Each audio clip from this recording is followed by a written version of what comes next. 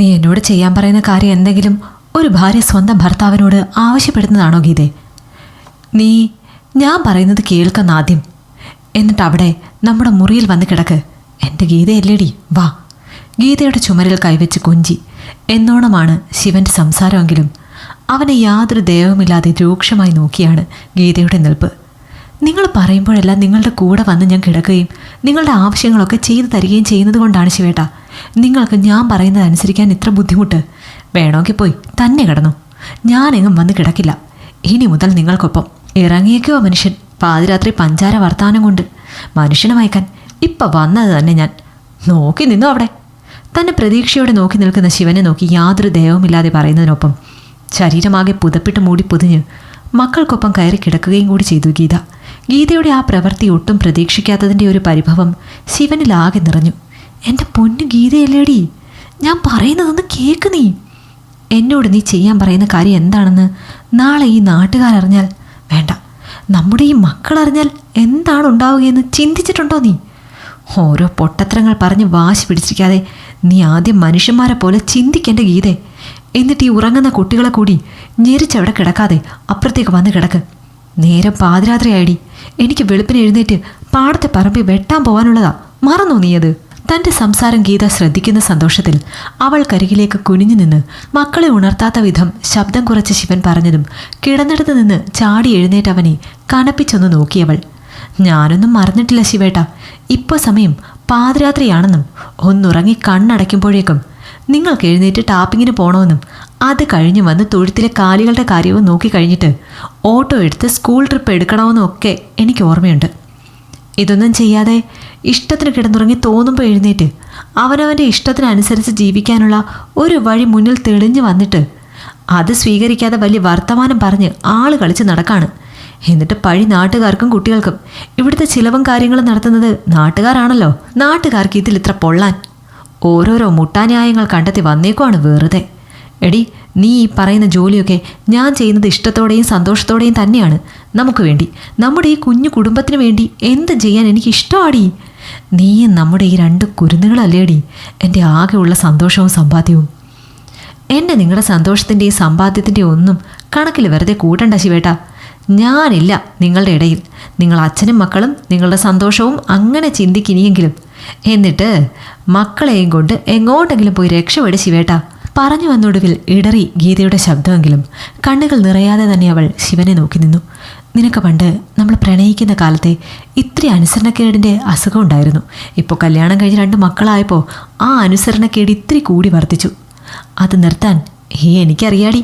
മര്യാദയ്ക്ക് പറഞ്ഞാൽ അവൾക്ക് അനുസരിക്കാൻ പറ്റില്ല. നിന്നെ ഞാനിന്ന് ശരിയാക്കി തരാടി. ഉടുത്ത മുണ്ടൊന്ന് മടക്കി കുത്തി തൻ്റെ 2 കൈകളിലുമായി ഗീതയെ കോരിയെടുത്ത് തങ്ങളുടെ ബെഡ്റൂമിലേക്ക് നടന്ന് ശിവൻ പറയുമ്പോൾ അപ്രതീക്ഷിതമായ അവൻ്റെ നീക്കത്തിൽ അവൻ്റെ കയ്യിൽ കിടന്ന് കുതറി ഗീതയെങ്കിലും ശിവൻ അവളെ ഒന്നുകൂടി ഇറുക്കത്തിൽ തൻ്റെ നെഞ്ചിലേക്ക് അമർത്തി പിടിച്ച് കിടക്കയിൽ കൊണ്ടിട്ട് അവൾ എഴുന്നേൽക്കും മുമ്പ് തന്നെ അവളിലേക്ക് തൻ്റെ മുഴുവൻ ഭാരവും നൽകി ചാഞ്ഞങ്ങ് ചെന്നു. ഇനി പറ നീ ഗീതേ, എന്താണ് നിന്റെ പ്രശ്നം? അവളിലേക്ക് ചാഞ്ഞുള്ള അവൻ്റെ ആ ചോദ്യത്തിൽ ഒരു പതർച്ച നിറഞ്ഞു ഗീതയുടെ മുഖത്ത്. തന്നെ നോക്കിക്കിടക്കുന്നവളുടെ നിശബ്ദതയും ആ മുഖത്തവൾ മറച്ചു പിടിക്കാൻ ശ്രമിക്കുന്ന വേദനയും ഒരു വേലിയേറ്റം തന്നെ സൃഷ്ടിച്ചു ശിവൻ്റെ ഉള്ളിൽ. നീ ഇല്ലാതെ എങ്ങനെയാടി ഞാനും എൻ്റെ പിള്ളേരും ജീവിക്കുന്നത്? എത്ര നീ വഴക്കിട്ട് വാശി കാണിച്ചാലും അതൊന്നും വകവയ്ക്കാതെ നിന്റെ പുറകെ ഞാൻ കെഞ്ചി വരുന്നത് എന്തുകൊണ്ടാണെന്നറിയോ? ഇതാ ഈ മുറിയിൽ എല്ലാ തിരക്കും കഴിഞ്ഞ് ഇങ്ങനെ വന്ന് ഞാൻ കിടക്കുമ്പോൾ ഇതുപോലെ എൻ്റെ കയ്യിൽ ഒതുങ്ങി എൻ്റെ നെഞ്ചിൽ ചായാൻ നീ വേണമെന്നുള്ളത് കൊണ്ടാ. അങ്ങനെ നീ ഉണ്ടെങ്കിലേ എനിക്ക് ഉറങ്ങാൻ പറ്റുള്ളൂ എന്നുള്ളത് കൊണ്ടാ. ഇടറി പറയുന്ന ശിവൻ്റെ കണ്ണുകൾ നിറഞ്ഞവിടെ നീർമുത്തുകൾ തിളങ്ങിയതും അത് കാണാൻ കഴിയാത്തതുപോലെ തൻ്റെ കണ്ണുകൾ ഇറുക്കിയടച്ചവൻ്റെ നെഞ്ചിലേക്ക് മുഖമമർത്തി ഗീത. എനിക്കറിയാം ശിവേട്ട. അവന് കേൾക്കാനെന്ന പോലെ പിറുപിറുത്തവൾ. നിനക്കെല്ലാം അറിയാം. എന്നിട്ട് നീ ചെയ്യുന്നത് എന്താ ഗീതേ? നടക്കില്ല എന്നുറപ്പുള്ള കാര്യത്തിന് നീ വാശി കാണിക്കുന്നത് എന്തിനാ? തൻ്റെ നെഞ്ചിൽ നിന്ന് അവളുടെ മുഖം ബലമായി പിടിച്ചുയർത്തി ശിവൻ ചോദിച്ചതും നിറഞ്ഞ അവളുടെ മിഴികൾ. എന്നെ കല്യാണം കഴിച്ചതുകൊണ്ട് മാത്രം ശിവേട്ടന് നഷ്ടമായതൊക്കെ ഞാൻ ഒഴിഞ്ഞു പോയാൽ വീണ്ടും എൻ്റെ ശിവേട്ടനെ തിരികെ കിട്ടുമെങ്കിൽ ഞാൻ ഒഴിഞ്ഞു പോയിക്കോളാം ശിവേട്ട.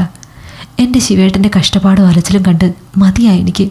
കൊട്ടാരത്തിലെ രാജകുമാരനെ പോലെ കഴിഞ്ഞ ശിവേട്ടനാണ് എന്നെ കെട്ടിയതുകൊണ്ട് മാത്രം കൂലിപ്പണിക്കാരനായി മാറിയത്, കുടുംബവും കൂട്ടക്കാരും ഇല്ലാത്തവനായി പോയത്. ഇന്നത്തെ ഈ ബുദ്ധി 4-5 കൊല്ലം മുമ്പ് എനിക്കുണ്ടായിരുന്നെങ്കിൽ ഞാൻ ഒരിക്കലും ശിവേട്ടൻ്റെ ഇഷ്ടം അംഗീകരിക്കില്ലായിരുന്നു ശിവേട്ട. ഞാൻ കൂടെ വന്നാൽ എൻ്റെ ശിവേട്ടന് എന്തൊക്കെയാണ് നഷ്ടപ്പെടുകയെന്ന് അന്ന് എനിക്കറിയില്ലായിരുന്നു, സത്യമായിട്ടും അറിയില്ലായിരുന്നു. ശിവനെ കെട്ടിപ്പിടിച്ച് ഉറക്കെ കരഞ്ഞ് ഗീത പറഞ്ഞത് ഓരോന്നും ശിവൻ്റെ നെഞ്ചിനെ അത്രമേൽ വേദനിപ്പിച്ചു. തൻ്റെ കഷ്ടപ്പാടാണ് അവളെ കൊണ്ടിങ്ങനെയെല്ലാം ചിന്തിപ്പിച്ചതെന്ന് അവനറിയാം. അവളെ ഉപേക്ഷിച്ച് മക്കളുമായി തിരികെ ചെന്നാൽ തന്നെ പഴയ പോലെ മകനായി സ്വീകരിക്കാമെന്ന് പറഞ്ഞ സ്വന്തം മാതാപിതാക്കളെ അവനപ്പോൾ അത്രയും വെറുത്തിരുന്നു.